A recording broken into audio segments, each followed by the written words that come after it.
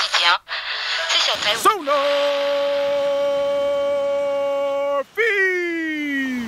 Woo! Hello and welcome to SonarFeed episode 263. Too much time on our hands. That's why we're here. We have too much time on our hands. We are hosted at the Berliner Pub, just off of 3rd and Main, downtown Renton. Ahead of the curve. Is that when I say ahead of the curve? Yes. We are SonarFeed, a group of people who like to talk about soccer and drink together. Tonight's episode is, again, 263, too much time on our hands, as we avoid things like holiday shopping instead. And playoffs. And family. The what? And playoffs. Oh, we're definitely avoiding the playoffs. That's what I'm saying. Playoffs? I guess I should start. I'm in the middle. My name is Dave Clark. You can find me at Better Than. Don't ask me to spell that. It's spelled differently than you think it is. Is it spelled correctly on here? I don't remember. Just say yes. Yes. Thank you. All the way to the right. My right. Your left is... Adam at Weigel. And next to me on this side over here, not on that side because it's a wall, is... Tom Biro, a.k.a. Bougie Hooley.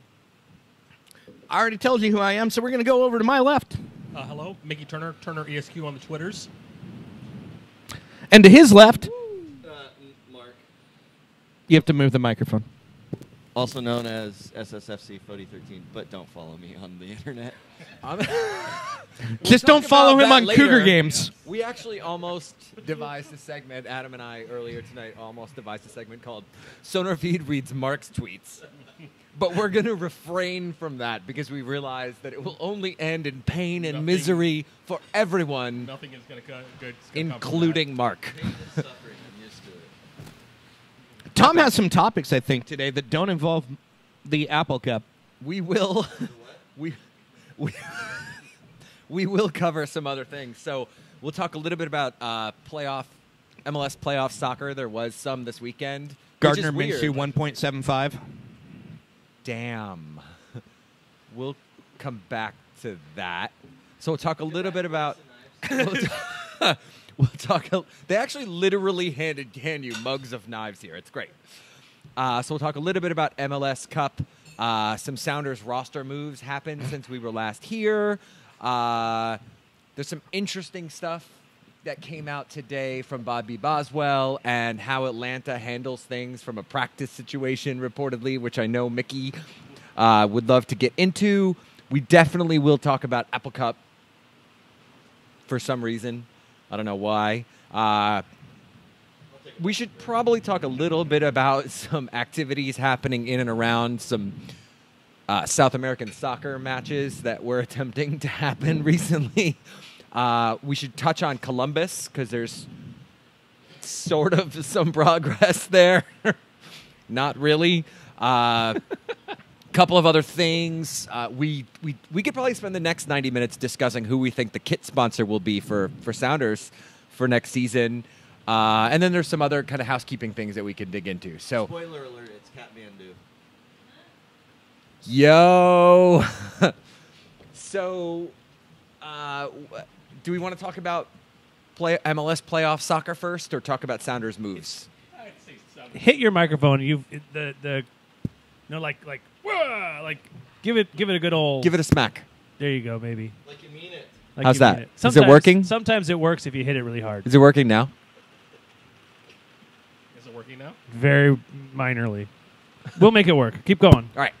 So, like in 10 minutes, you'll be talking at a normal voice, and Mickey Turner will be up here from a volume. Yeah, down. exactly. It's going to be super cool. So, that worked! Adam down. You fixed it, Mark. Good. What was that word you used in your tweet? Go on. So Mickey voted. We're going to talk Sounders roster moves. They were very exciting. So four players that there were no contracts exercised on them. Callie Brown, Lamar, Tony Alfaro, Mark's favorite player, and Felix Chenkum. Heartbreak. Alonso, who is now also a free agent with Nagel. Nothing happened there. And then Kovar, Sounders still own his rights because MLS. Yes. But there's no contract, so he is just hanging around, I guess. taking free kicks to no one. It sounds like he's not going to be back. Doesn't yeah. sound like it, nor does Waylon Francis sound like he's going to be back, even though there's a contract. Yeah, a guaranteed contract, and they're basically Because like, Brian Schmetzer did a whole lot of past tense yeah. when he was talking about him the other day. I mean, that's not surprising, obviously, at all. But it's still it's still interesting to see him just put it out there pretty starkly. It was like, But nothing No, shocking. they said it was up to Waylon. Like if Waylon wanted to stay, they seemed to be okay with it. I mean, he could just hang Like out. he would just have to understand that his role would be as a third center back, yeah. or a third left back, barely. Please field, play yeah. him as the third center back. One of the interesting things is because they're losing Brad Smith in June. If they Or January in that 2-day period. they kind of need, maybe not Waylon Francis, but they do need 3 left backs. yeah, Easily. Yeah, I would say, yeah, absolutely. So Like I said, there was that. I remember Bournemouth obviously had an injury issue, but it doesn't sound like there's something imminent or some major crisis that guarantees they're going to call him back. So my guess is that he'll probably stay for the remainder of his loan. I wonder what Mark's ordering. Yeah, right. Romain, can I get a small box? Another, please. Taking a break here while we order food. I literally tried to order a Caesar. You're the second person here that tried to order a tried to do that Caesar. as Yeah, well. I was like, that's cool. You know why? Because Romaine comes from Arizona now, not California. But I have to rest tell my you, case. someone that I follow on Twitter, because they're in a similar industry to mine, and it's interesting to know what they're up to, definitely took the whole anti-vaxxer, we can't possibly believe that any Romaine is safe in this country right now position about 2 hours ago on Twitter, and I almost unfollowed her just because It's just on principle. can't handle it. Yeah. What is even going on in the chat right now? Well, if 3 lefts make a right, 3 left backs make a right back. Okay. All right, moving on. Yeah. So nothing shocking from a No, move standpoint. not at all. Right? Yeah. The Alonso thing, maybe we all had enough seasons of this coming. Yeah, that right. We all kind of knew it was going to be here. They tried to trade him at the end of 2015, right? I mean, that's what his people would like you to believe. Well, I don't think Garth really. one of Garth's former Denied employees who writes as a freelancer for MLSsoccer.com was the one who said that they were I'm just trying to being facetious. That was Sam Steichel, by the way. He worked for RSL before Matt Gash did as their writer. And by the way, I'm just going to randomly intersperse the questions that we're getting Okay, I'll be prepared. into the show. I'll be prepared with answers. And what was the biggest surprise of the cuts? I mean, I don't Callie Brown? no. No. I was kidding. By a lot. Yeah. That was probably the least surprising cut for me, or non-option Yeah. pick. I mean, They didn't cut anybody. yeah, yes, of course. Waves and option declines and out of contracts.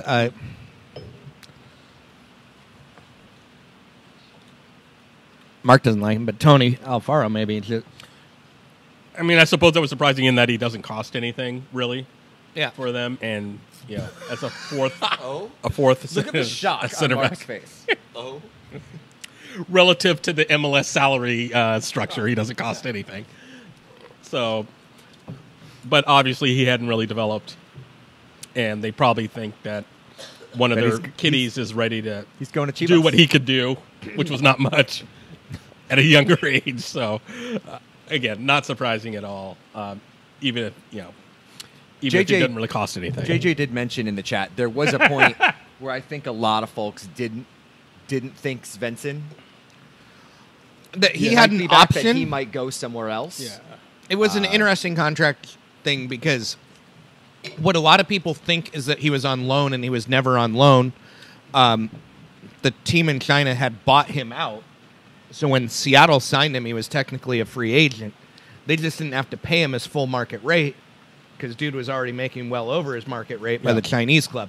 So there was nothing about his contract was a negotiation between the Seattle Sounders and whatever Chinese league team he was on.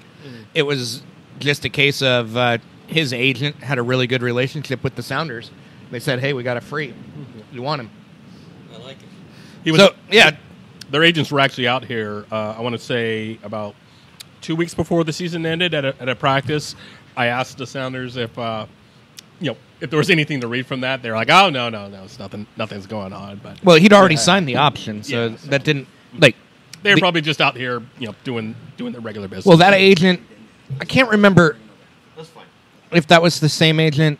I could look it up, but I think it's the same agent for Freeburg and I believe you're right. There's one other guy,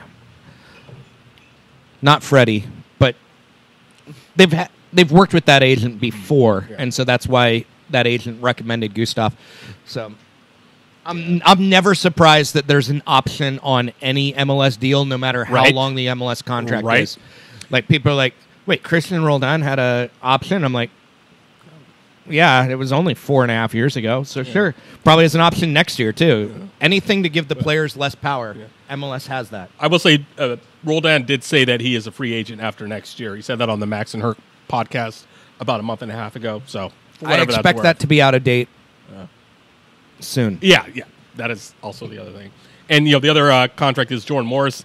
Everyone assumed that Grant Wall had a report that when all the hullabaloo when he signed was that he signed a 3-year deal. This is obviously we're going into year 4, and he is still a member of the team. So you can I can't remember what they said with respect to Morris when they announced the roster moves, whether they said he picked up an option or if he was already on a contract. If it was an option, that's not surprising. If he's on a contract, that just meant that there were 4 years guaranteed instead of 3, which is what everyone thought when Grant Wall had his initial report. He said, 3-year contract, about $220 per. So, I mean, on that note, what I want to know is what is everyone going to wear when Jordan Morris gets sold or disappears and we have a Wake episode featuring bread? Because that shit is going to be sad. Buddy the Elf costume. Damn. Onesie to be exact. That's actually ruthless. He was not on the option pickup list, which means he had a 4-year deal. yeah. So that's different than what Wall said in his report. Unless they extended him already. That could be another thing, but that seems unlikely. So They've extended people without announcing it before. Mm-hmm. They never announced the Ramon Torres extension, Yeah, they still despite haven't. the fact that Torres Said he. said, "I Yeah, understand right? it." we So weird. had a I don't know why they are so secretive about that stuff these days. Heather and I from ECS had a meeting with Adrian and Taylor Graham and a couple other folks a couple years ago, and they Dropping told some us, names. They told us that players are extended and other contract things happen all the time, and that they are all about not making a big deal about it, unlike a lot of other clubs. Up until about 2 years ago, MLS had a policy that you didn't need to know the length of any contract. And then they changed that. And so teams like Philadelphia and Sporting KC announce how long the contract is and what the options are. The Seattle Sounders still refuse to give that information out, even when asked. Yeah, it's really weird. I mean, I guess their position is that it could hamper negotiations down the line. I don't really see how that is the case. I would love to ask them about Their position is what contract? right. What were we talking about again? Yeah, you had to pry out the Dempsey one. They didn't even announce that until well into the start of preseason, or maybe it was the first presser that Garth did. He basically said, "Oh yeah, we can finally announce that Dempsey signed a new 1-year deal," and it's weird. I do not understand why they think they need to do that these days. Yeah. Again, I would love to ask them about that and maybe try to find out what their philosophy is on that now, because it doesn't seem like it really improves their bargaining position. I know they're all about obviously holding down player rights and salaries as much as possible. I don't really see how that happens with that policy these days. So it's probably a good question to see if we can get an answer out of them on, especially if other teams are doing it now. I suggest you follow up because I got bored with following up on that. So I have a feeling I'll probably end up So with the same issue you were. all in all, nothing really shocking there. We did get a question that's super, super important for us to cover.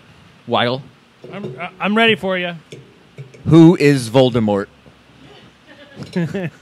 That's from Dave. Voldemort. I need to call my dad. Marshall And Mathers. ask my Do you wanna dad. tell us why you have to call your dad? So I get a text message from my sister today, and I should have saved it, but I'll just read it to you. My dad is currently my sister is a super Harry Potter fan, has been forever since it came out, and my dad has always made fun of it.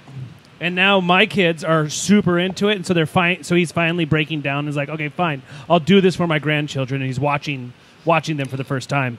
And he sent my my sister a text that says, "Hey, they're always referring to quote unquote you know who. I don't know who that is." And she says, "Lord Voldemort. It was in the first movie." And he says, "Okay, I guess I still don't know." And then my sister says, "He's the bad guy, the one who tried to kill Harry when he was a baby." My dad says, "I missed that. I guess I've missed a lot." My sister, to me, says, "He is on Goblet of Fire. How has he missed this?" So, yeah. That's who Lord Voldemort is. Little refresher and spoiler if you haven't watched or read any of the Harry That's Potter on the movies. thing, that list of I things haven't and haven't. where, like, if you haven't watched it and you're learning that right now, I don't fucking care. Yeah. Like, at all. Sorry. Yeah. Bruce Willis is a ghost. All right, we'll That- get back to the questions to SonarFeed And we a should little also bit probably later. talk about Ozzy a little bit too. We Yeah. should. Again, not surprised. No. And I think you landed one of two camps right now, which are, does Ozzy take a pay cut and return, or Does Ozzy take a pay cut and leave? Because no matter what, with the way MLS is structured, Yeah. dude's taking a massive pay cut or a more massive pay cut. Yeah, that. what about he moving. signs with Miami and then goes and plays somewhere else next year on loan? He would still have to take a pay For cut. sure. Because no team can offer him more than more than the max contract. Yeah, it's. I do not know, and I should probably ask the Players Association about this. I do not know how that particular clause ended up in the collective bargaining agreement because it massively reduces free agent. It wound up in Yeah. the collective bargaining reasons for one reason and one reason only. Because they weren't getting any kind of free agency without that clause. Yeah. And the whole point of that round of collective bargaining Was to get some kind yeah. of free agency. getting something Even in if the it door. was ass. Yeah, that is you're absolutely right. It's a crazy clause to me that basically hamstrings any designated player coming into free agency. That you basically cannot make more than what you were making on your last deal. Well, you can make more. Just has to be with the same team. Same team. Yeah. So do you think the next round, the players Strike. No. draw That's baseball. a hard line instead of getting taken advantage of? Yeah. What?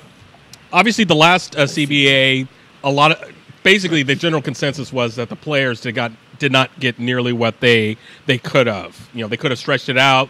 They could have threatened to strike, and they didn't. And a lot of the things that they pushed for, including increasing minimum salary caps, they put that on the back burner so they could get in the door on free agency. And that's the case because almost immediately after that CBA was signed, MLS started introducing TAM, which meant they knew that there was an increase in the salary cap. They were okay with, but since the players didn't ask for it and went all in on free agency, the owners basically said, "Well, we realize we need to increase salaries, even though it's not a part of the CBA. We're going to include this new mechanism to increase, to import more, players from Europe and South America, and get them on rates that they will come and play for." And so, obviously, the next time around, which is now essentially they are negotiating a new CBA now. the players are obviously going to go for probably some increase in free agent rights, and then obviously they're going to go try to get something on charters as well. I talked to Harry Ship and Will Bruin for a story I just dropped on the charter issue, and it sounds like that's something they're definitely going to pursue. Whether they have the ability to do that or it takes a back burner to increase free agency is another issue. And that was a question we got from Bregel. How come the Sounders didn't use all their charters? They didn't use any charters for the regular season. They used one charter coming from Portland up here. Right. Obviously, they only had one. Unfortunately, only one game to do that.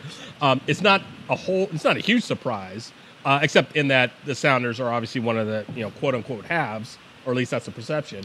So you would think that they would be taking charters. They went from more. For example, the Orlando. Didn't they charter from El Salvador? Nope, no. I asked Harry and Will about that. They did not charter at all, even in CONCACAF. But you can fly direct to most of the league from Seattle. Yes. So Not Tegucigalpa. The place that they have chartered to the most has been Columbus. yeah, because it's also the most expensive coach ticket you can buy, except Montreal, every year.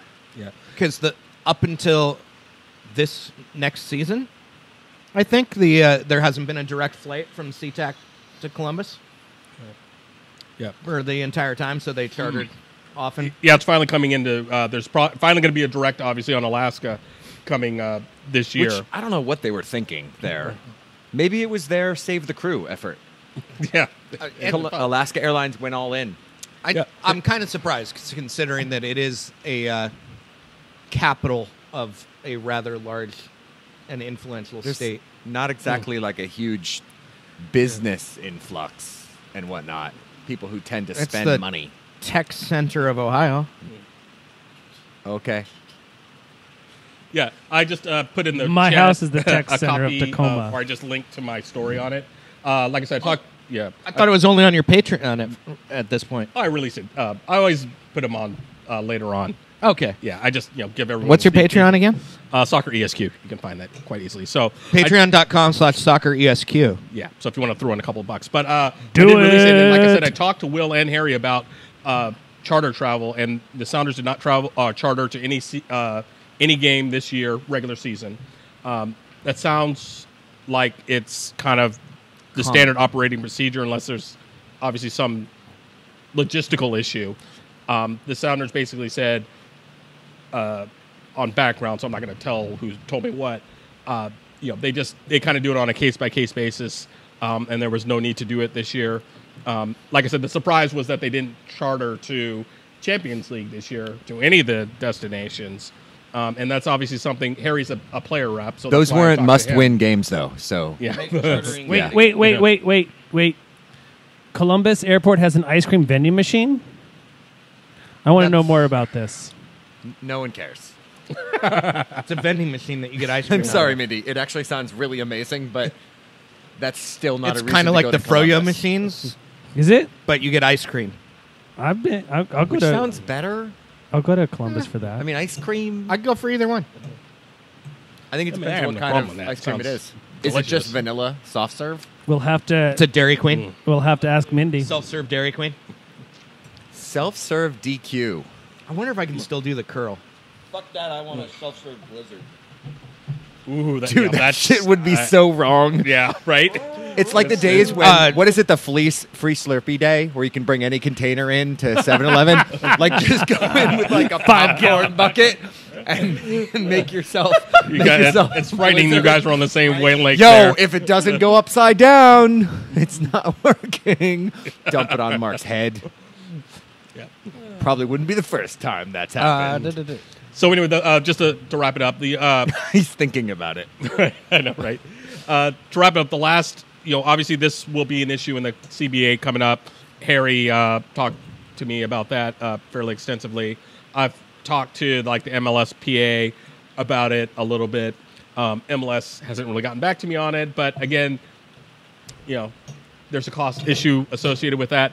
But if teams are not using what they have currently, expanding it to allow more charter flights.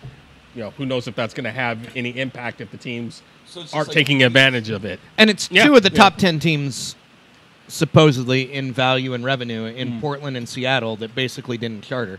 Yeah. I know Vancouver chartered at least once or twice. Atlanta didn't use all of their charters. But they were worried as well. about haves and have-nots in this situation, Yeah, right? Like, that that's was the point of the rule. But there are, but even the haves aren't bothering. Yeah, So that's why kind of the expand point the I rule? wanted to note is even if the big teams aren't using it now, expanding it isn't going to help that process along. Mandatory charters may, but again, there's no chance that's going to happen. No, because the cost, as even the players that I talked to noted, was significant. So I don't know. I don't know how you thread that needle. So anyway, that's something to just keep an eye out for and see. We'll see what happens. Are we going to charter planes for SonarFeed ECS does for use a charter SonarFeed? to get I from think Renton we might. to wherever everybody else Weigel is. does charter me on occasion. I think And we Tom. might. So we got another question. Okay, I'm ready. We're going to read this question from Matt Oak. Okay. He wants to know why our guest list is so lacking. I'm the guest, Matt. Wait. Drunken Ballard. We told him he had 98 minutes to get Yes. here to be the Get guest. down here. 98 We're happy minutes. to have you join us. Adam, what do you come on got? What do you got on this one? Our guest list is so lacking executive time. Wow, just going to go with executive time. Okay.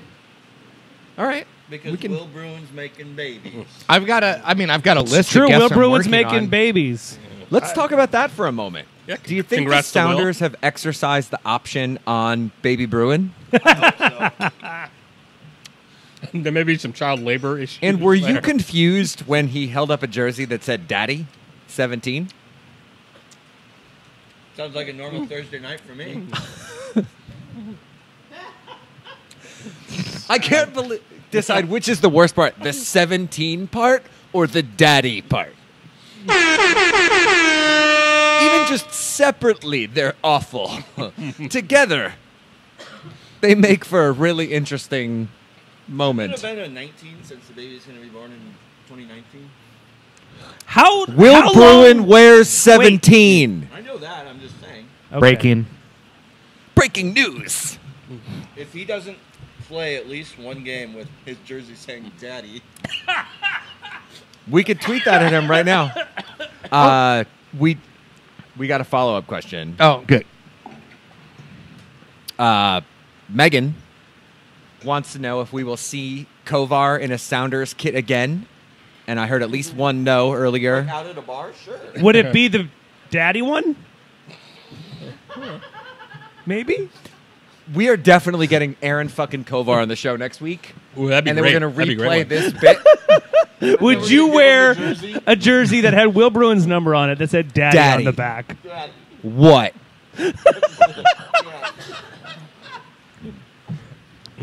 So is the consensus no? No more Kovar. Yeah, it's. I Is don't that see because how he's that's going to play for possible at all. S2? Soon to be known as some other team? S to be named.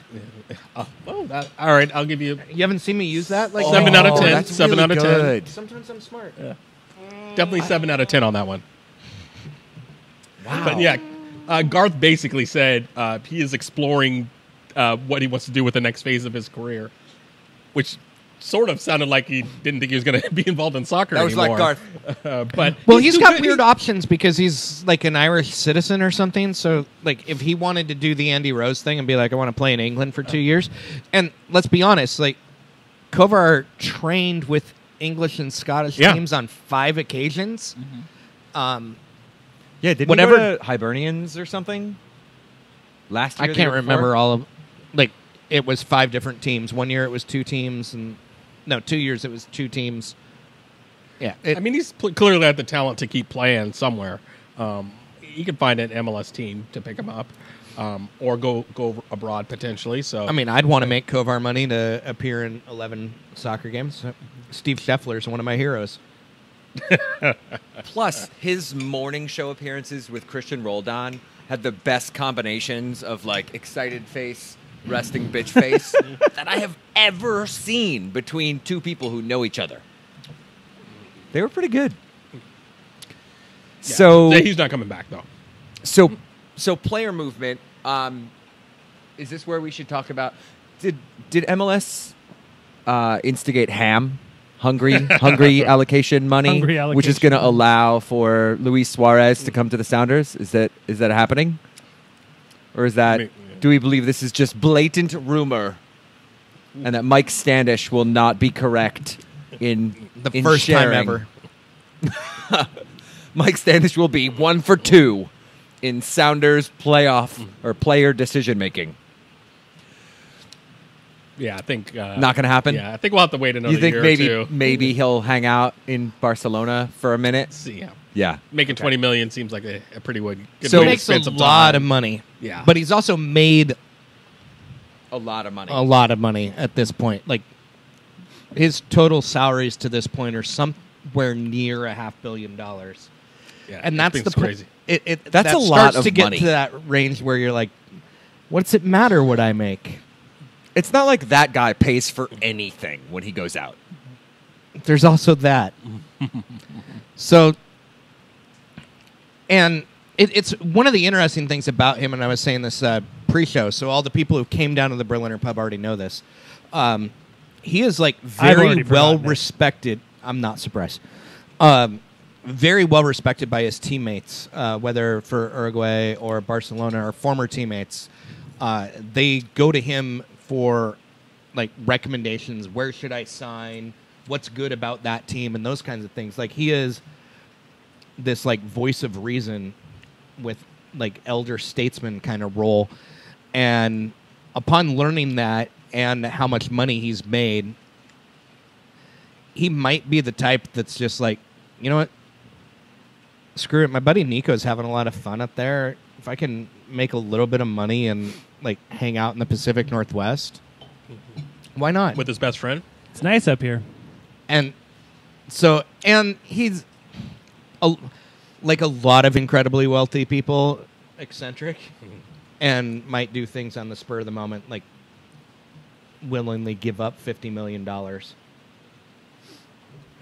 So you're saying there's a chance. Yes. Well, Lyft drivers are usually I'd be willing to bet. pretty reliable. If Vegas odds were on it, I'd probably take him. That he'd show up. Yeah. For around At some 2020. Yeah. I think his contract ends in 2020, Yeah. 2021. It'll I be think. before then. Yeah. I can see Like, it. yeah. When does Nico's contract run out? Is it 2021, I think? Didn't They they extended him. they announced his extension when they announced Rui Diaz? Signed. I think it's 2021 for 2021. Nico and 22 That's a for hot Rui minute. Diaz. Yeah, so he's got some time. Could absolutely see it, but you know, And again, we'll have to probably wait until 2020. You've gotta quote El to figure out if Montana that's possible. Rojo, who said about Rui Diaz, should have gone to Europe, but if he's happy banging hot liberal gringas on opioids and enjoying that cool Cascadian weather, then I'll let him be. And who wouldn't want to like follow that? So we probably can speculate for the next number of months Yeah. on Sounders moves. So there's probably not a lot we need to do on that particular topic I guess at this time. I guess the last thing is what Ozzy does. That there were two parties interested in his services allegedly. Who dat? Yeah. Yep. Who Day? No, who dat? Who are you asking about? Ozzy. Oh, yeah. Cincy and Orlando apparently have So expressed far. interest so far. Also, Minnesota has like $3 million in cap and allocation money space. Yeah, they 'Cause cut like they half cut- the team today. Everybody. Yeah. All right. So- So Whistler, we probably won't know anything until mid-December at the earliest. Right. Because that's when the Well, offseason free agency starts. doesn't even start until the 10th. Yeah, exactly. So let's talk a little bit about. Oh wait, let's ask Adam a question Oh. because that needs to Who happen. answers?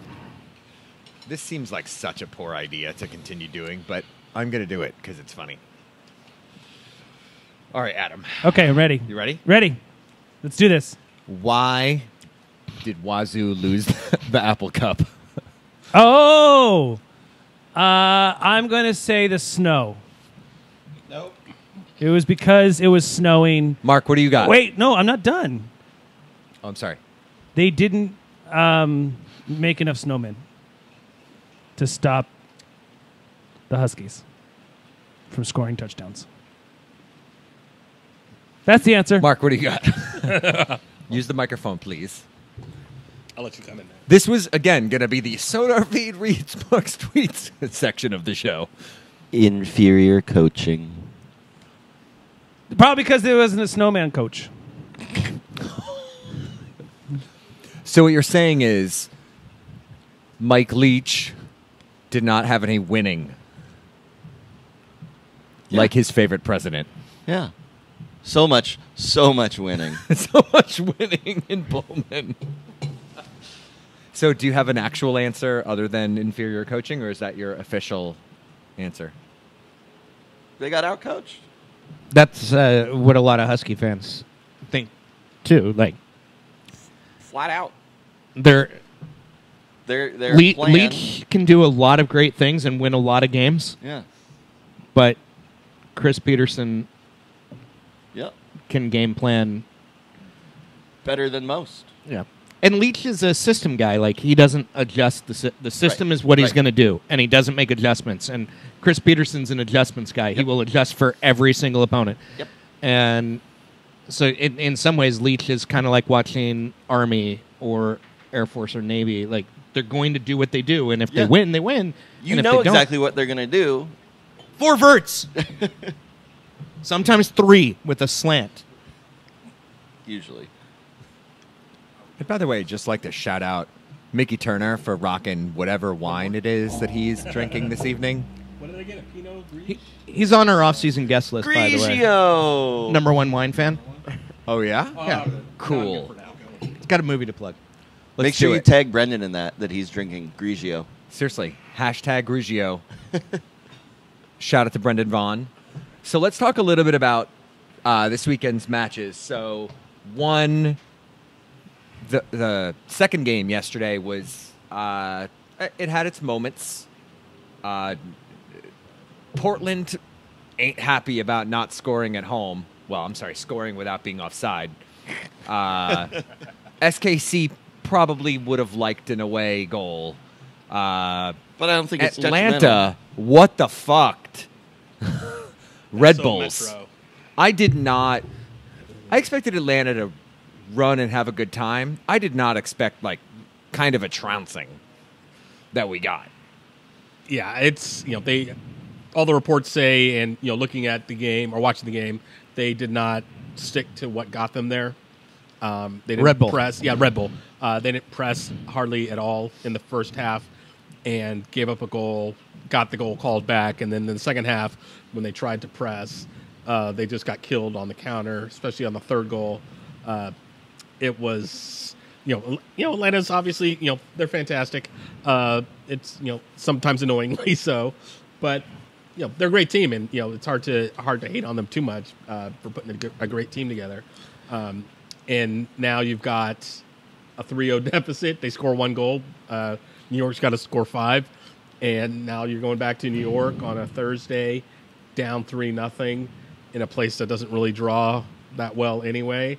So there was a tweet out there earlier today that the Red Bulls marketing folks were calling their season ticket holders, making sure that they were going to show up for the game on Thursday. So that's going to be interesting. Was there really no away media? Yeah, Did that really happen? Yeah, Doug Roberson, he's the Atlanta Journal-Constitution reporter. He's That's nuts. Yeah, that's not shocking. That's not a far Well- distance to go. Yeah, it's like hour and a half flight. It's not even about that, though. Like, it's not like Red Bulls are nothing. They're Teams nothing. been a- They're nothing. They are Teams nothing. been They are around for a nothing in the minute. New York for, market. For the New York media, they are. Yeah. But, like, no one went? They don't go to their own That's games. crazy to me. Yeah. The post Right? Not even the Rutgers Newark reporter went. Times, Post, etc. don't go to home games. Yeah. So why would we expect them to go to an away game? Yeah, I mean it's shocking is probably the wrong word. Disappointing, I guess, is the better word. But How many? It's not like, surprising. You're right. You're right. should Sounders apply for a reporters media don't go credential to- for Thursday. All Sounders home reporters don't road. go to away games outside of Portland and Vancouver. And down to LA occasionally. But yeah, you're right. You're right. It's just If that's it's a an MLS final or if it's an a MLS feature. if it's at this point. playoff though, don't they? Oh yeah, they'll go. I think it depends. Well, I guess it's Conference? been a while. I want to say this year. Houston? Obviously, last year they were in Vancouver, and Did go to Vancouver, but Yeah. I think one independent media went to Houston away yeah, in the playoffs. What about Colorado the year before? I think they Probably probably went because that was the first. That was they were leading going into the second leg. Yeah, so and- there were some extenuating circumstances there. I'm sure. I mean, some But idiot. it is a feature of MLS still at this point. You're not going to get a lot of media traveling. Even still, it's disappointing to see that the New York media couldn't spare one reporter to head down to Atlanta, especially given the spectacle. But again, it's not surprising.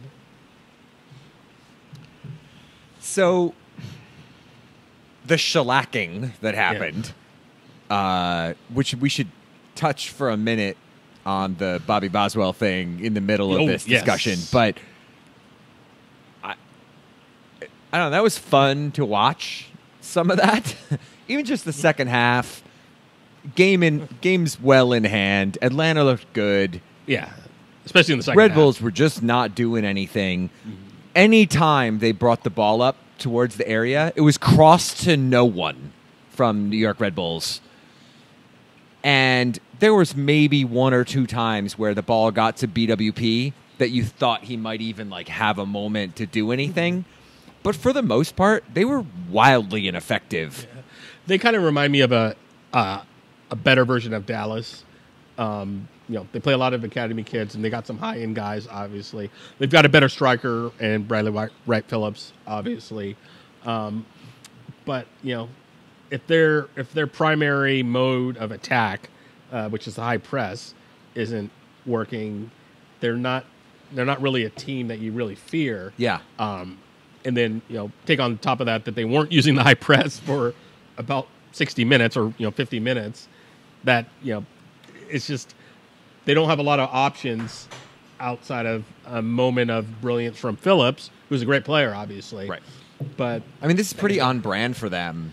Kaku is really great. yeah, he wasn't good last night though, or on Sunday though. What was it that I saw from Paul Carr? He said that New York Red Bulls had 0 possessions that started in the attacking third, and in a normal game they have 6.3 such possessions.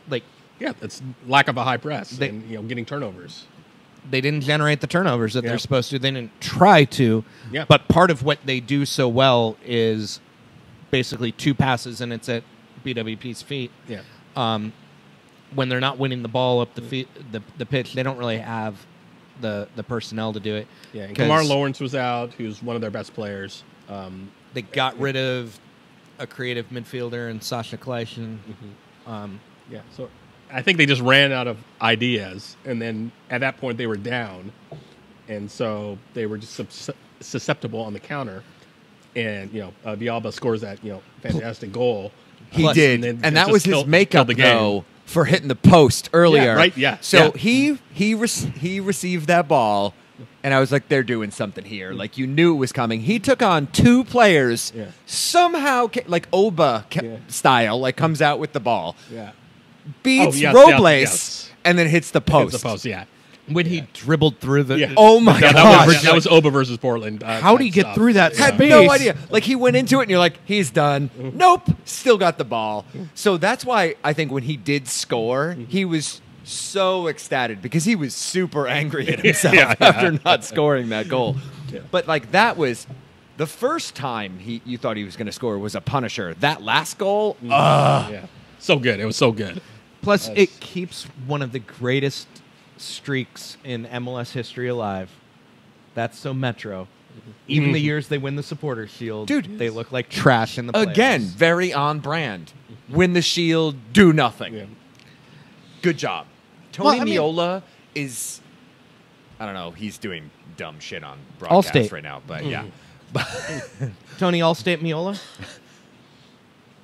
Allstate would like me to interview Tony Allstate Miola. How many emails do you think I've gotten that say Tony Miola with Allstate? Too many, probably. One sounds like it's too many. Let's for a minute. Can we go to the Bobby Allstate. Boswell? Oh, Bobby Boswell. Yeah. Apropos of if the you would. Atlanta demolishing. Just give me a second to figure out where my thing is. Is it that one? No. That's not it. Not that one. The other one. I don't think you're being Maybe very that. helpful. All right. That's the There one. you. Yeah. We'll move that over so you can see it better. Wow, live movement. Live movement. Production skills. I can make it So up and we down. don't need to get in the weeds totally and read through all of this, but a union. Let's get rep, to the cool Bobby spot. Boswell Yeah. talking about how when he was with Atlanta for a hot minute, They cheated. they didn't Cheated. respect the rules of the collective bargaining agreement. Repeatedly. And the best was Mickey Turner going, "How did I just learn about this now?" On the internet. You're like, "I'll just tweet this." And then you were like, "What? Where were y'all on this?" Bobby Boswell. Yeah, right. Uh, It's actually, that's fairly egregious, I think. It's not like once. Yeah. Yeah. It's every day. Yeah. Yeah, it was their third time, according to Boswell, that they've been, had a grievance filed against them for not complying with the collective bargaining agreement. For those who, he's got it's on the feed, but essentially, MLS teams are required to provide a certain amount of days off. Basically, it averages out to 1 day a week you've got to give off typically, and for apparently the third time, they'd had a grievance filed against them for not complying with that requirement. In Boswell's case, they apparently practiced for 24 days straight, and so that's obviously a violation of the collective bargaining agreement. I would like to know what the remedy was for that, or what happened. Maybe I'll Nothing. do some. It doesn't sound like it. Home Depot had to charge like a penny more a nail. Yeah, it could be. It could just be that a fine was issued against the team. What other remedy? I guess there are more severe remedies. I think it go into finding them lots of money, taking away allocation money, draft picks, and that kind of thing. But that's not a great way to treat your players. Covering the Sounders, I can't recall any time where they have not provided days off during the season. It just is probably not something they had ever considered. And some days you're just going in there and lifting weights and doing some fitness or looking at film or something like that. But it sounds like Boswell was saying they were going out there basically doing full field drills every day for a significant amount of time, for weeks at a time. And it's just it's just clearly a violation of the collective bargaining agreement. And when it comes to that, you file those grievances. You go through the union, because obviously if a single player was to go in and file a complaint, you get iced out of the team. They make your life miserable, and so that's what you have a union for, to kind of protect your rights and file these things. And so again, it would be interesting to see what happened with those types of sanctions, and whether Atlanta was penalized, because 3 in a year seems egregious to me. And so you would think that something would have happened more than just a slap on the wrist or a $20,000 fine to the team. Maybe this is why their coach isn't getting the men's national team job, because of that weird relationship between MLS and the national team U.S. system. soccer, yeah. Yeah. It's entirely possible. I definitely would like to dig a little deeper and find out what actually happened there. Because I mean, again, that's pretty up that's pretty there. egregious. It's pretty serious. That shit is definitely going into the next collective bargaining Yes. discussions. Yeah, the language is a little wonky. It basically says teams should provide a day off, as opposed to shall. Again, putting on the lawyer hat, shall is a little more restrictive or has a little bit more force, as opposed to may, where you're like, oh, you can do this, but if you don't, it's not really a big deal. And again, I don't know what the remedies are for or sanctions that they could have imposed, but my guess is that it doesn't sound like it was much, if anything, and that's assuming that they found in favor of the players filing a grievance, which I find it hard to believe that they wouldn't if they have three violations in a year, but who knows? It's Dun dun dun. yeah. So what Something to look into for sure. So you've got work to do, is what you're saying. Yes. Yeah. Look for that on Soccer ESQ. Thank you for the plug. Yeah. Get your plugs in. We're talking about practice. I couldn't Practice. this time. How silly is that? Practice. Practice. That might be one of the better things ever. You could just run AI saying practice and Jim Mora saying playoffs and just intersperse those two things for hours. So Red Bulls, they're not getting out of this, right? No. No way. But the Sounders have had 2 of those types of series, and they've made it interesting both times. RSL. Yeah, RSL. I remember and LA. that one. I don't know that they made it interesting with LA, but they made it interesting with. They got it to 3-2, and then the handball killed off the series. Yeah. But, and With then Andy Johnson RSL, had one it got called off to too. 3-2 with like 30 minutes Yeah, left. That one was more something where you thought that they might be able to do it. Siggy So, started the wrong forward in each leg. who do you start in? Started Sammy Ochoa at RSL. Yeah, the road who- legs killed. And yeah, Facito had started like the 10 games prior to that. And then switched him for the next leg. And yeah. Those are both killers. I was at the RSL leg away in 2011. That was definitely a brutal one to that was watch. the peak of the Church of Facito. Yeah.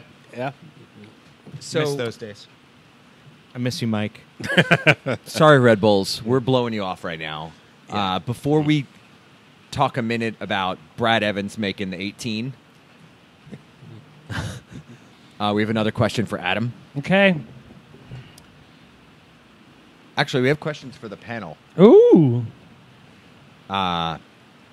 If we were each a rogue otter living in Vancouver, which small animal would you steal and snack on?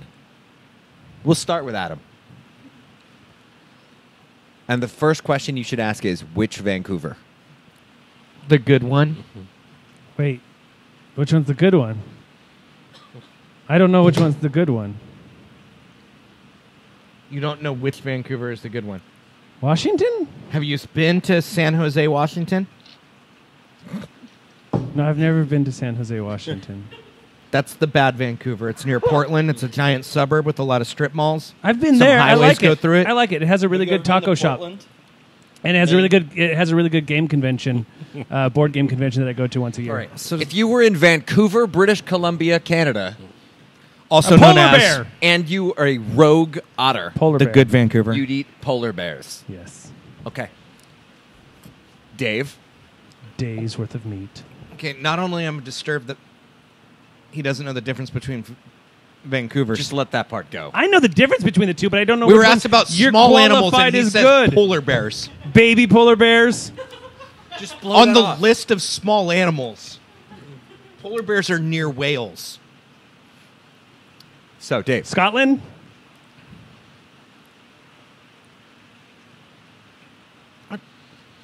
Wait, I have to steal them?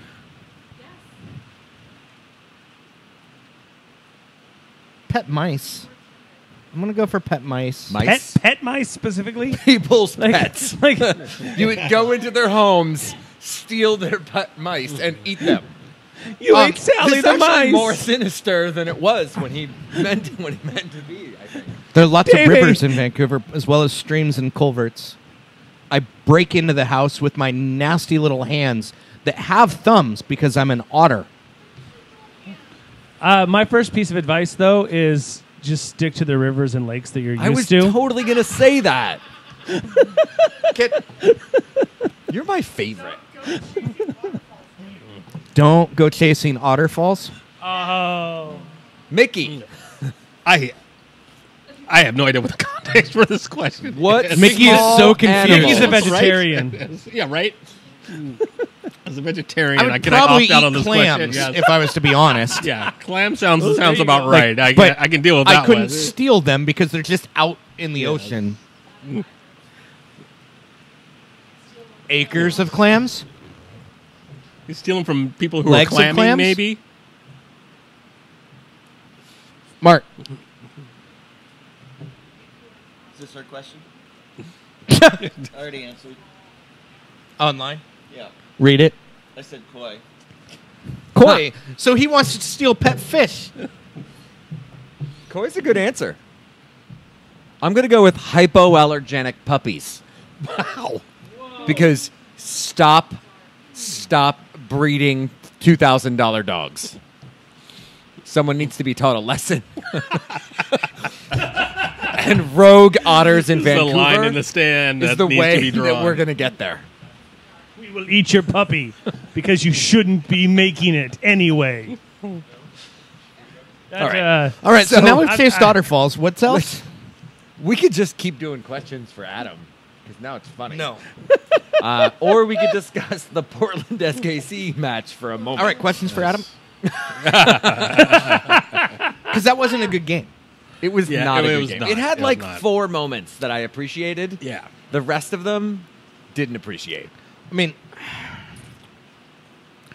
Portland does this weird thing where they introduce the bench rather than just like, and the bench, and then the graphic goes up to the bench, they read it out. Actually, I kind of like that now that I think about it, but they do that for every game.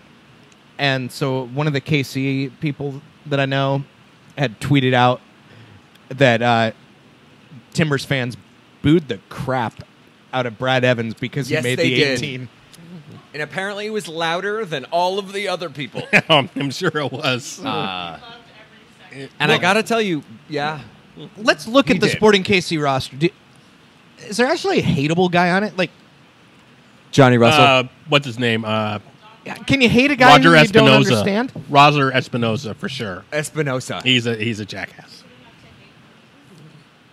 No, I mean, to quote Ethan Swenson on Sounder Art, fuck Peter Bervese. Can we, post his attendance on the team hate Dom Dwyer? Did we dump that? We didn't. Oh. But they don't really. I don't know. Espinoza goes in hard for tackles, but we're Ozzy Alonso fans, so like, is that hateable? Matt Beasler and Graham Zuzi, I just don't care about them. like, Because they're on this irrelevant national team. they're more defined as. It's about Peter Vermees. All of their identity, all of Sporting KC's identity doesn't come from their players. It comes from Peter Vermees. Can we spend the entire rest of the show discussing the 2 minutes about that quote, former Barcelona Academy people like playing in the Sporting Kansas City system They're for the some same style. Peter Vermees thing? The same style. No, just a couple Exactly zero. A couple of Wait, hold on. gears Here's lower. the stylistic similarities between Sporting Kansas City and Barcelona. They both use a soccer ball. They both play 11v11. They both have players. They both play soccer. It's funny, like, yes, Good call. Sporting has managed to get 2 players and somehow convince the world it's a trend. There are like 1 billion people in the Barca Academy. Like, the Seattle Sounders have Victor Rodriguez, former Barcelona Academy player, on their roster, and there isn't the, like, national, like, oh my God, they got former Barcelona Victor Rodriguez. S2 has a player who was in the like Real Madrid global top 64 youth players. Shannon Hobie, really? Yeah. So let's not talk about trends. That was one of the more bullshit. Some really good PR person got that talking point into the conversation, and they decided to get into it. It's no. Ori Rosell, and who's the other one? Is it Not bad. Illy? Ely, yeah. Who I really like. Why do you have your first name? Because I couldn't decide if I wanted my mom or my dad on the back. That might have been the best part of the entire broadcast. I couldn't decide which of my parents' last names I wanted to put on my kit. I actually like that. That's I'm like, cool, dude. Go with your first name, bro. Right on. He might actually have the best reason to go with Yeah, your right. first name. I'm like, Sergio Aguero is like, oh, one of my favorite anime characters is this guy, and I misspelled his name in my nickname. So that's what I put on my jersey. Cool. How about not doing that? Because that's stupid. Just put daddy. The format. Wow. They are nailing Pop culture reference to a show that hasn't been on the air. I had no idea. Somebody explained it to me, and I And still, in they 5 double- years. still have no idea what it's and about. they've done it before. at all. And not only is it like We're talking a about Portland 5-year-old Tifo. pop culture reference, it's a pop culture reference to something that wasn't part of pop culture because no one got the network that it was on. Like, Somebody said it was Eastbound and Down. I was like, I don't know what that is. By the Never way- heard of it. here's an interesting thing, Tom, that you need to take to your people over there at We Are ECS. It is rather apparent that some kind of one sheet or press release was in the press box because every single person that was in the press box tweeted, hey, that's a reference to Eastbound and Down. And you know what I can guarantee? No one in the press box had ever watched Eastbound and Down. Absolutely. So, but just put like a 3x5 card. Here's our TIFO reference. There is you some- don't need it because you already It's understand. weird. We literally are all in Slack before matches, waiting, and we might as well take bets on what pop culture reference it's going to be. None of us guessed it would be another Eastbound and Down last night. What did Sean call it? The random pop culture reference Generator? Generator. It's like, oh, and we'd already done this one. Let's do it again. The I'm problem all isn't for pop themes. culture. Like, you If guys do have- a theme 10 times in a row, that's fine. If you do pop culture here and there, it's fine. But you're like, you guys are not the fucking Clash. Sorry. Well, no- you're literally not. ECS has done a lot of pop culture references, Every group has. And it's not about not doing pop culture. but It's about They having do- variety. sorry, record label I really like, but Portland tends to do sub pop culture references. Like, Eastbound and Down wasn't popular. Like, it wasn't. I mean, A Hard Day's Night is not sub pop culture. Like, y'all did like Psycho and Conan. They do Eastbound and Down about a baseball dude in the South/Mexico because that relates to Speaking of which, well, not speaking of that, but speaking of Portland, looks like they're going to play their first 12 games on the road next year due to the construction. So that's surprising. And someone did make the bet that the first home match would be against the Sounders, and I will take that bet every single time. no It'll bet. be on Fox. No bet. No bet. Right, like no bets allowed. Yes, yeah. Like it is definitely happening. Vegas is like, we're not putting. Yeah. 1 to 487. Okay, wait. Wait, and it'll be a home and home. Just get it out of the way. The good news is there will only be home and homes within the Western Conference next Yeah. year. Well, both conferences because it's 24 Well, total. I don't really Yeah. care what the Eastern Conference has to fair put enough. up with. Screw those. But it's going to be, think it'll be jerk equal, I it. was which saying is to nice. Adam on the way up here, they should relegate the Galaxy just out of MLS just to go back to 23 teams and make it weird on, quote, decision day. Oh, dude. You know what they could do? They could open Memorial Day weekend. 12 games on the road. Their league is going to start, supposedly rumor is March 9th. So the They could second jam weekend. that in. and so 12 weeks would be Memorial Day weekend, which is a really good time for niche programming on sports networks because there's Nothing else on. baseball. Yeah, baseball. I mean, I liked baseball for a long time, and then the Mariners happened. The Mariners. I mean, I the like last the Mariners 20 years too. happened. I like 2001. You're not supposed to like the 2021 Mariners. That hasn't happened yet. So Oh, I can predict what's going to happen. Questions? Magic 8-ball. Did you know the Mariners had a coach that once won 100 games, and they let him go the next year? He only won like 90-some games, and he's twice won the National League Manager of the Year since then. Is that Bob Melvin? Yeah. I still have some knowledge. They let Bob Melvin go. And the pitching coach that they had at the time has managed like 3 different teams, and all of them have had better records than the Mariners had. Who is that pitching coach? Hey, they're too busy with racism. No, shoot. John, you know, the pitching coach under Bob... I'm going to look it up. Oh, sorry, I forgot misogyny too. damn. So we've got a tweet here. We got a tweet. We got a hot off the presses. It's Mark and a kitty cat. Mark and his cat. Which one? Which picture? Price. How many cats do you have? No, which picture? You got to narrow it down to The one of Dominican You said I'm thankful. trainers, the Dominican trainers, And to it's go sleeping public on with you. their comp version. You're as thankful. well. It's very cozy Oh, that one, looking. yeah, that's a good one. He was all cuddled in. Yeah, he looks very cozy. Brian Price, not Mark Price. Brian. Are you Price. going to bring your cat to the show? But yeah, Oh. No.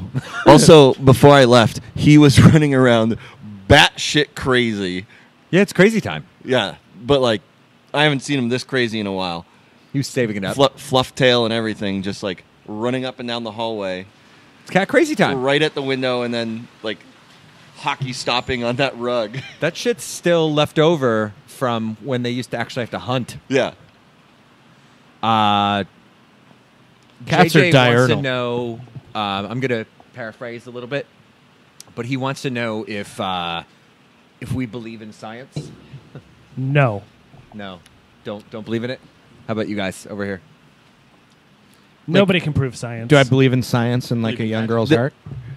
The best thing about that tweet was just you knew it was coming. You knew For it was real. coming. But he First is you right bury it to on a shout Friday. out, though. What? First you bury it on a Friday, and then I don't believe it. But I got to tell you, good shout. 5 years of work and landed a mining robot on Mars.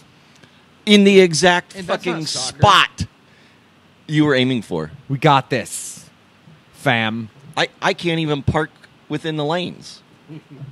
We saw that on the internet. And that was before the Photoshop.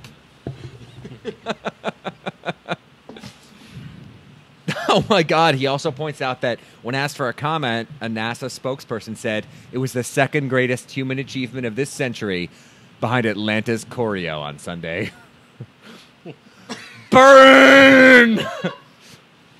First, there was a general that burned down Atlanta, and then there was JJ in the chat. I love you, JJ. I have thoughts about a full stadium tifo that I need to review off microphone. It was You mean nice the of ones their that front the office to do. supporters paid for? No. I have interesting about what y'all should do. So we should talk about it later? Yeah. So, I only had one other... If you want the post show, come to the Berliner. I only had one other kind of major thing we should touch on so as not to give Portland too much airtime. And that's... Who? Copa Libertadores. And this game that was supposed to take place this weekend multiple times. I popped into the Boca bar on Capitol Hill right before the second Replay. time that it was supposed to play on Saturday. Around 2:15, they were saying there was kick Pacific time. And I rolled in just before 2. I was running some errands. And the place had started to get busy. And we're sitting there. And they're just showing footage of people in the stadium on their phones trying to figure out what's up. And I was in an Argentine restaurant, so I ordered meat because that's what you do. Other people also ordered meat. And then they postponed the match. And various things happened, like Shocking. local fans rushed the stadium, causing the president for River to actually run away down the hallway. Yes, I did. Video of the misdirection? Yes. Gold. There was Wait, some what? crazy shit. Explain what just was said by Mark. Mark can explain it. So they had a group of fans go up to a barricade talking to like a security guard, and then as like another security guard came over, the whole other bunch of them just bull rushed the barricade and ran into the stadium. Like security had no chance at this thing. So it was But- literally like, let me distract you by just talking to you. Yeah. Look over there, and then Exactly. everybody just runs by. It was Yeah. amazing. It's terrifying, but seeing the video of it, you're like, that's fucking brilliant. Yeah, there's a lot to unpack about the whole day, but you had things like players with glass in their eye. Yeah. That was incredible. And you had Flacco talking shit on Sunday morning about like who's going to play in the match. The like front office or the suits who are Flacco said something like, if both teams refuse to play, who's going to play? who wins the award? Oh, that's what it was. Yeah. It's like Yeah. the suits who are whatever. It's Passing paper around. It's bad. like for decades, South America has said Copa Libertadores it should be seen on par with the UEFA Champions League, and now It's gotten that much airtime. for all the, like, this is one of the cases there is bad press. This is not. Oh, I got to watch that next year just to see like, will they burn the stadium down or not? But this is two teams who have like blatant disregard for one another. Players, coaches, fans, supporters of any stripe, whatever. Boca, they've never played against each other in the final. In the final of this tournament. They play against each other all the time. Right. So one of many Buenos Aires teams, Boca has taken this hardware home, 6 times? River 3 times. There's a lot of bad blood going back, decades, but most recently, sort of the flip side of this situation was Boca supporters, was it tear gas or something like that they popped in a tunnel? They snuck smoked it out into players. the stadium That's and right. dropped it into the entry tunnel a couple And- years ago for a league match that And eventually River their was team awarded had to. the game. Yeah, it was a forfeit, 3-0 win for River. Before we get too in depth to this, I should point out that I believe it was Borussia Dortmund who had their van bombed like 3 years ago. So it's not as if And the Stupid game was shit. postponed one day. well, yes, Yeah. but There there was were actually actual bombing. there were less injuries in that than there were from, and the like. It was weird because it was one of those cases where tear gas used in a riot control situation against the River fans. One of the weird things about tear gas is if you get the canister quickly enough, you can throw it away. And so the River fans threw it at the bus, and they'd already broken the windows on the bus. So that's how it wound up on the bus. It's really bad. Like, they were literally rioting, and so the riot police did what riot police are trained to do, and somewhere between 1 and 3 River fans managed to get the tear gas containers into the bus. So Terrifying. I read something last night. I've been There's- gassed in basically that, a bus-size container. Like, Yeah. every person Yeah, that you goes have to through go through basic the little training tunnel. for any U.S. Armed Force does go through this, like, tiny chamber that's basically the size of a bus, and you get exposed to tear gas, and then you have to put on your mask and clear, blah, blah, blah.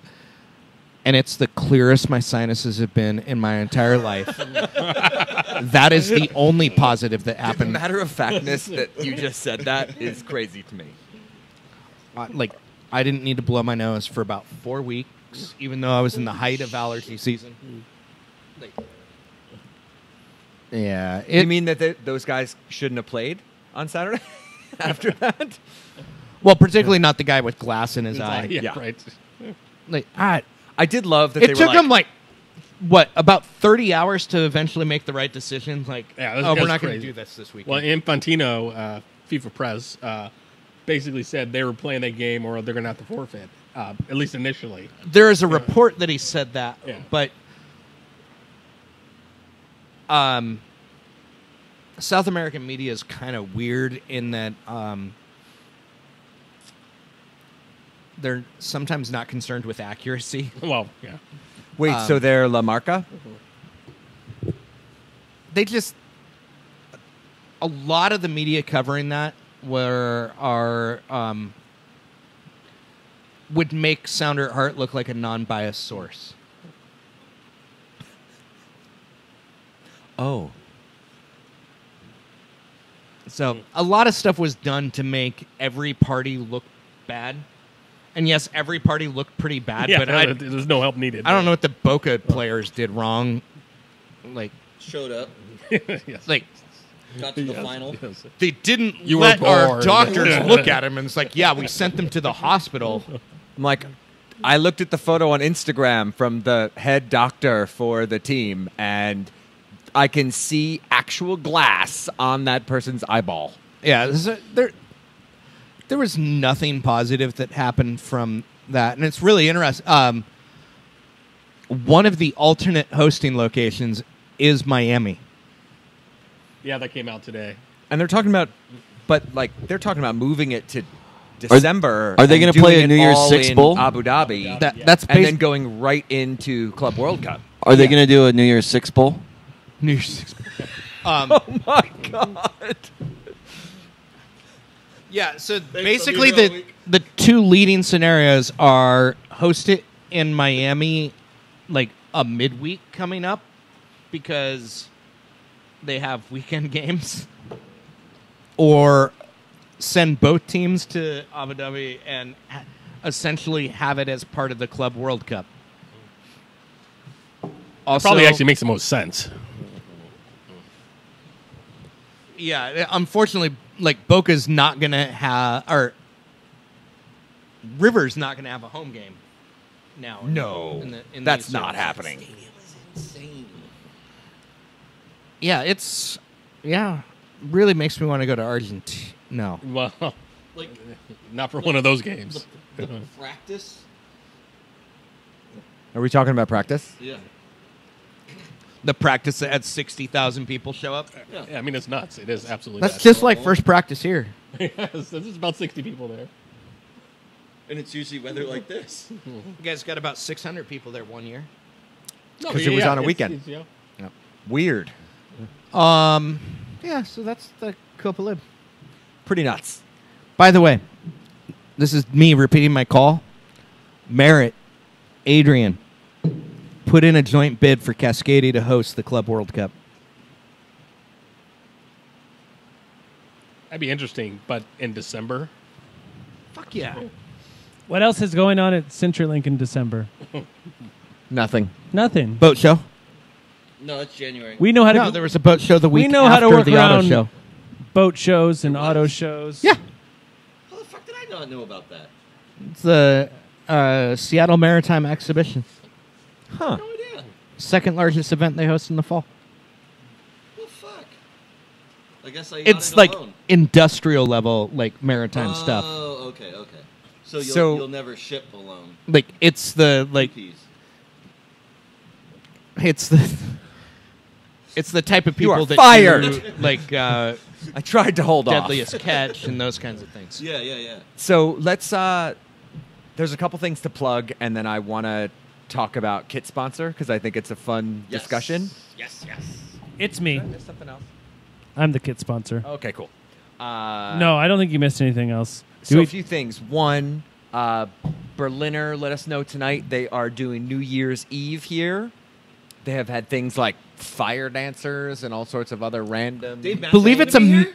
Masquerade Ball. It is. Is it going to be Masquerade? a good time. Or at Here's least the it has preliminary- been. I think we should tell everybody that it will be a Masquerade Ball, regardless of whether or not we know. We are making Then it a all of our Masquerade Ball. viewers will show up as So in it's, Masquerade. Wait. It's 4 people. You said fire dancers. Is Dave Matthews going to be here? no, they No. want quality. Oh. So Wait. every seat inside is a ticket, and I think it's $10 for a ticket. So gets you obviously access to the house. There are some standing room only tickets that I think are $5. Comes with bubbles. It sounds like they're going to have the regular Bubbles. menu, but there will be some music and all sorts of other entertainment that night. We just got the heads up on that. 12/31 is a Monday, apparently. It is. So we will share that stuff accordingly as we see it on social media, but we thought we'd get that out there right now. Two fun things. Or Or you could join me in Ludlow, England. we could do that. What's the cover charge? It's I think it's free, actually. $1,200. Might set you back. Yeah, I mean, I guess my flight over was my covered charge. Probably But about $1,200 right now. Okay. Yeah. So 2 things. 2 Fridays from now. Wow, that's going to come up real fast. right? Oh, yes, of course. Will Bruin at the AC on a Friday night. Will Bruin is a Bud Light guy, so if you like Will Bruin and Bud Light, you should show up. Do they serve Bud Light at the AC? Probably now. And then the following Saturday, ECS end of season party. Woohoo! God. Is that the title? That's not the theme. ECS prom, as people like to call it, at Trinity. Who will black out first? Tickets are $15. Get in, and then Dave had a couple other things we wanted to make sure we got out there. Anyway, Dave. All right, on this episode of Plug Some Shit, I'm going to plug patreon.com/socceresq, as well as The Athletic, because they do good shit. Seriously. They are running a special right now. And seriously, if you don't Surprise! The Athletic is running a special. Yes. It's a, That's a year They were Literally also doing that every day. last week and the week before. And- yeah. But do it because it's cheap. Sounder at Heart, you have you either have 8 minutes or 3 hours and 8 minutes to get a hold of the Sounder at Heart Cyber Monday deal, which is SBN Cyber 18, and you get 15% off any Sounder at Heart gear. There's links and shit on the website. Also, I really want to plug Unbreakable, the Steve Zakuani documentary. Not just because I've watched it before, but because I've watched it. Like, I got a pre-final edit, and as somebody who first talked to Steve Zakuani the day after he was drafted, I still learn stuff. Like, there is, they went back to England and talked to some of the people that played with him casually back then. Really incredible insight into that period. And it's funny because we all think of Steve as being really smart, but his friends that grew up with him thought he was an idiot that wouldn't get the SAT scores necessary to go to Akron. And here we are. Yeah. Like, we know Steve is like this, like, that's a... Sorry, Steve, I kind of called you an idiot, and the last time I did that, that person never showed up on SonarFeed again. But it was really interesting to see the people that grew up with Steve and be like, yeah, he doesn't have any kind of motivation or focus beyond soccer, and now we know him as this guy who is extraordinarily well-educated, who came in, because of soccer, came into an American education system that taught him to pursue knowledge passionately. And I think all of us, because he's been on this show a half dozen times at this point, know that he has a passion for knowledge and learning and experiencing life in a way that I think his friends growing up would have no idea. So it's Unbreakable. I think Unbreakable11.com is a website. Or if you follow Steve on Twitter or Facebook, you'll get it. The theater release is February 9th. Yep. His birthday. At SIF. SIF. Egyptian. It's part of SIF and at the Egyptian. It is a great movie for Sounders fans, and you'll come away actually liking Caleb Porter, which is weird. But Caleb, I'm not doing that. Caleb and Siggy are both interviewed for it. Adrian's interviewed for it. A ton of the people he grew up with. It's. I got to figure out how to put all this to words, like written, which is always, for some reason, always harder. But I can't recommend it enough. So buy your tickets. Yeah, Get in. Get in now. buy your DVDs. It'll be all We'll about probably the have wine. Steve on. Sif serves alcohol, so they'll be all about I the think wine. we'll probably talk about this with Steve in person before then. Or Yeah, feature we're film. gonna. I'm gonna try for late December, early January. Yeah. depending on his travel schedule. Try not between the 19th and the 2nd. Okay.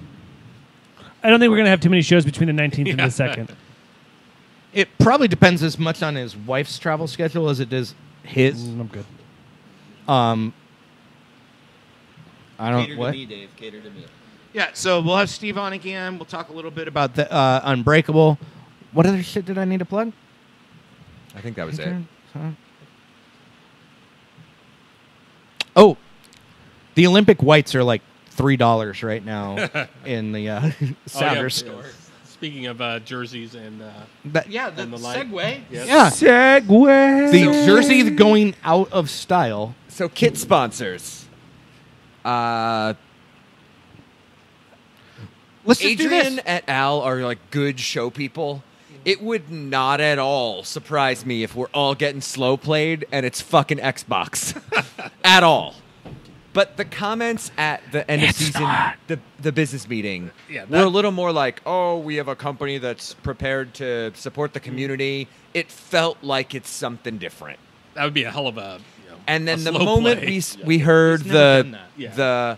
it's probably T-Mobile at Safeco, that sort of took them out of the mix, and I Yeah. think a lot of people felt like it was going to be T-Mobile. Yeah. I was Because one of them. frankly, from a corporate standpoint, they're doing a lot of big things right now. It actually makes sense to make that kind of investment, but them getting a Major League Baseball stadium is It would be on brand Yeah. as well. I get 60 down. They're with a 2 bars. and various I love T-Mobile.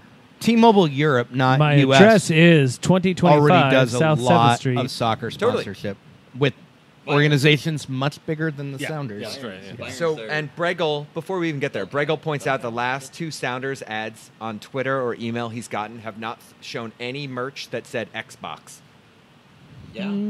which again, correlation, It's not Xbox. causation. It- yeah. But I just can't believe that they've got a new sponsor.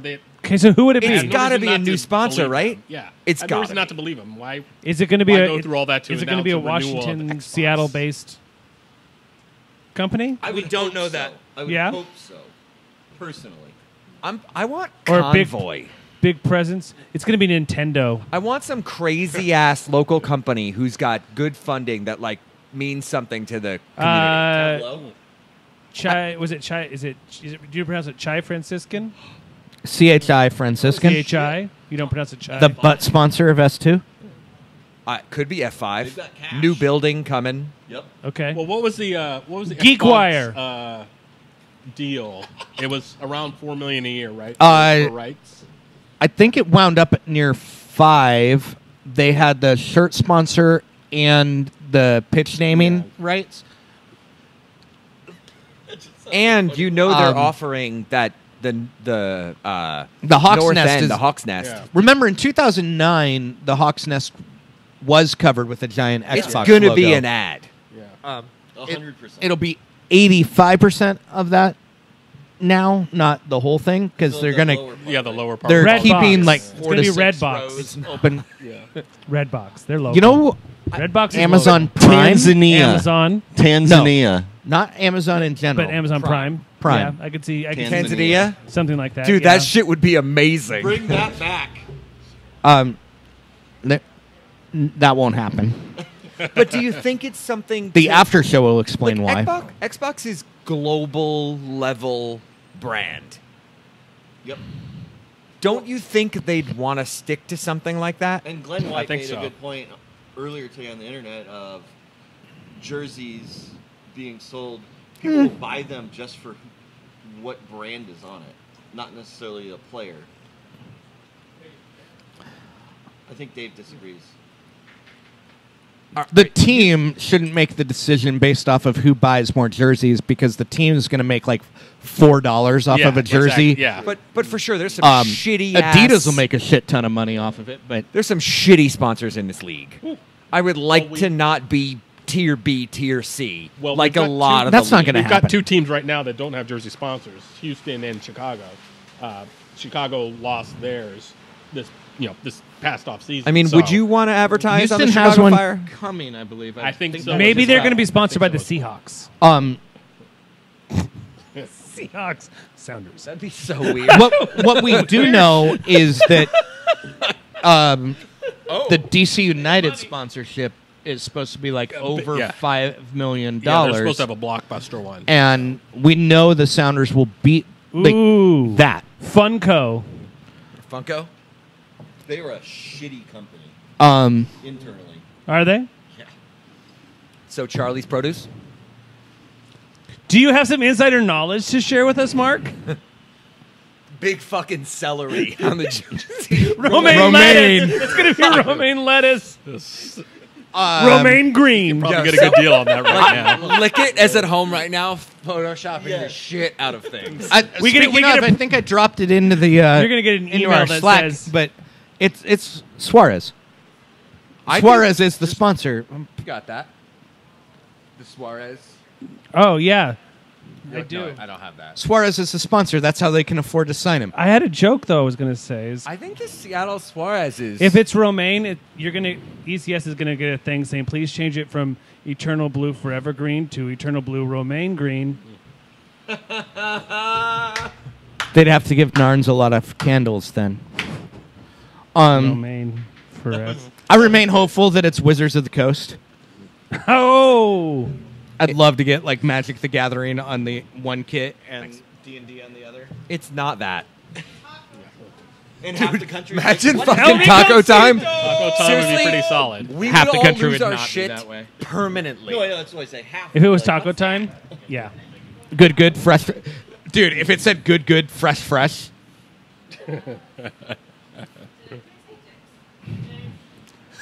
Well, We just have a bunch of dicks on our jersey. that'd be so awesome when they If it just said dicks. dicks. And then when you play the Union with Bimbo. Wow. Wow. Good night, everybody. We love you. Okay, so Anyways, let's for real. Oh, What's he didn't end it? for real? What's your pick? What do you got? I mean, If you truly had to pick, logically, not jokingly, I agree with Dave's Amazon Prime. Seems to be a really... They have the money. They have the global recognition. And they're local. but no 2-day prime on jerseys. Dave makes a convincing case, so I'm persuaded with his call. Mainly because T-Mobile appears not to be the option. I don't see why you So- do both. Yeah. So That's a big spend. I'll bandwagon Metro- on Amazon Prime. It's going to be Metro PCS by T-Mobile. That is a mouthful. I think they changed their name, by the way. I do not believe so. I think No. Adrian said it was going to Metro be in the by new T-Mobile. year. Because they're not announcing the jerseys until the new year either. So. I think they're going to announce both the new jersey and the sponsor at the same time. Boeing. Is this a That'd be awesome. strange? Hey, at least MLS announced the new ball before the Christmas this year. because we all give a fuck about the ball. So you can get one thing that's related to 2019 for Christmas. I've never bought a $200 soccer ball in my life. So the two. if I'm buying a soccer ball, it's going to be a Expedia. $4 thing from Big Five over in I mean, Wasmaya Expedia Center. moving into Seattle proper is coming.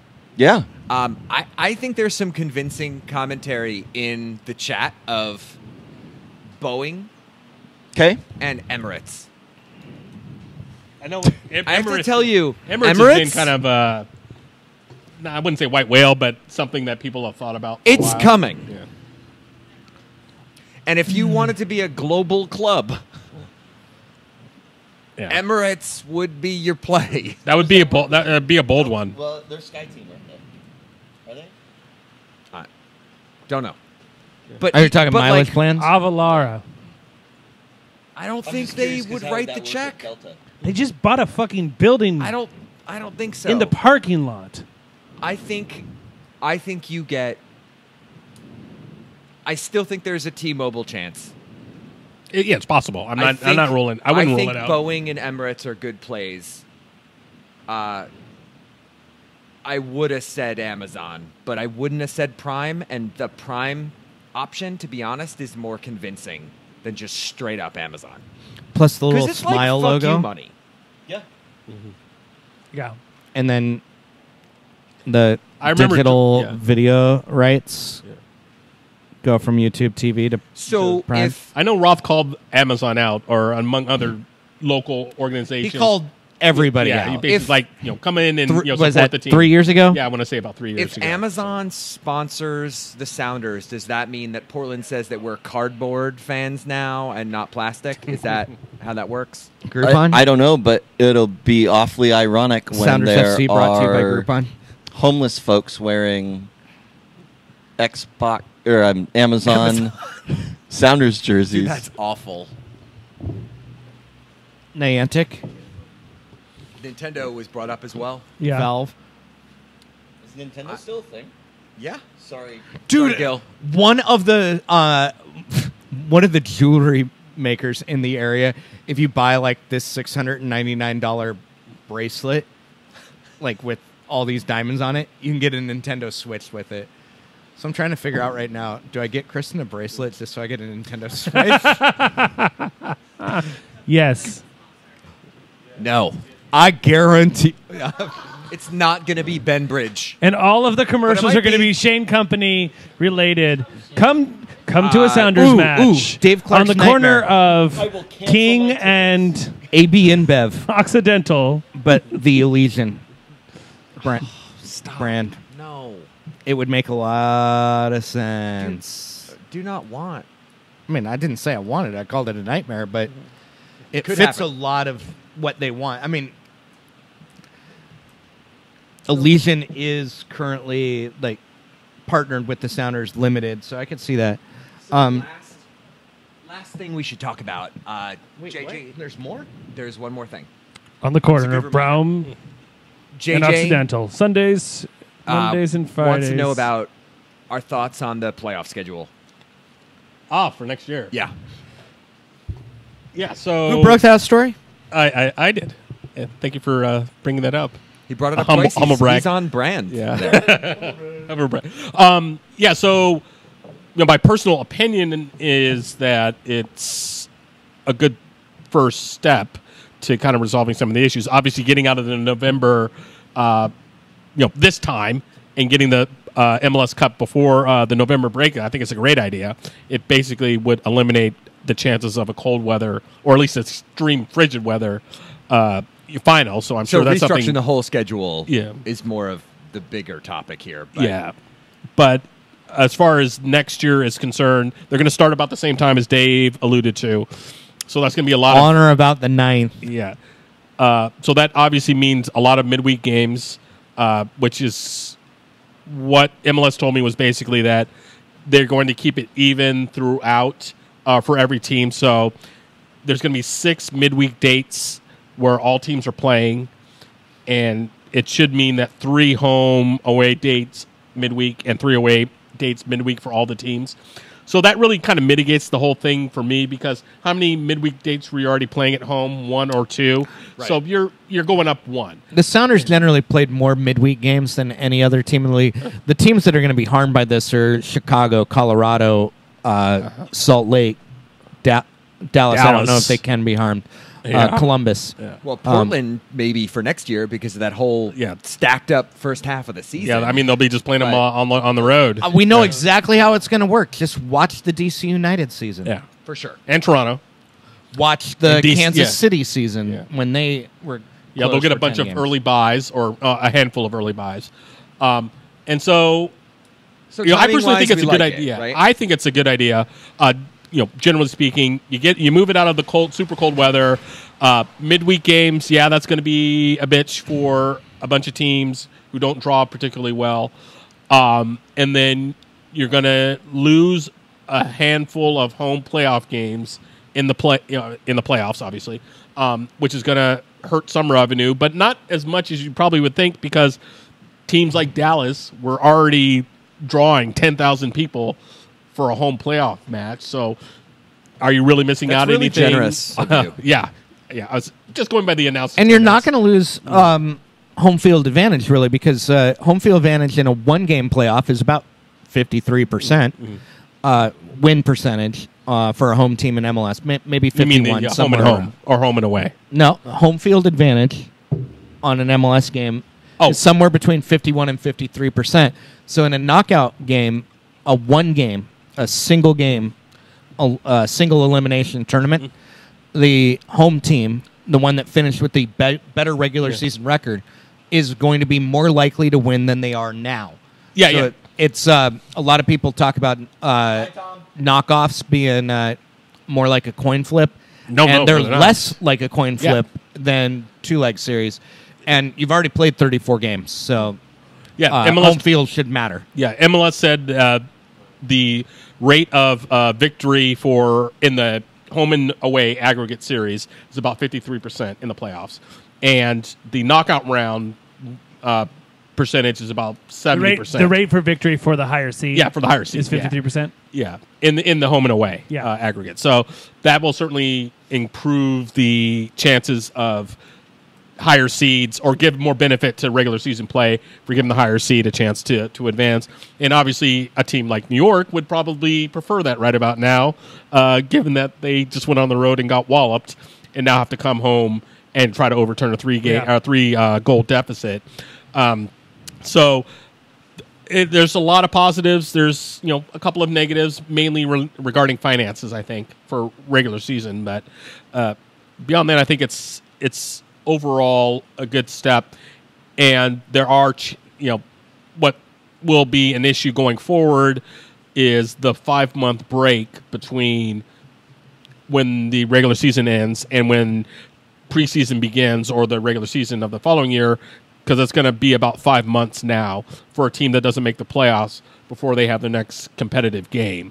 And the only real way to fix that is to start the season earlier, which means you're getting into February, which is something they are considering once they get some more warm weather teams in the league, with Miami and to a lesser degree Nashville. And so we'll see what happens. It's not announced yet. Obviously, it's supposed to. It's again, I think it's 95% likely to happen based on what I was told. So everyone can expect that to happen after the Board of Governors meeting in October or in December next month. So they got a lot on their plate. So I still expect it to happen. So we'll see what people think about it. But yeah, there's going to be a few more midweek games.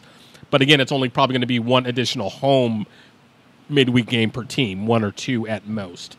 Because again, all teams were playing at least one or two to start with, so it's not as bad as it seems. So as long as they keep it even. So is it fewer bye weeks then, or fewer international breaks? What's the? I think the international break will probably stay the same. They'll try to avoid those. They give the teams the option to avoid those anyway right now, so that won't particularly be an issue. But again, with more midweek games, that's more travel, Right. So that's going to be a bit of a stress, which kind of goes into the charter flight issue.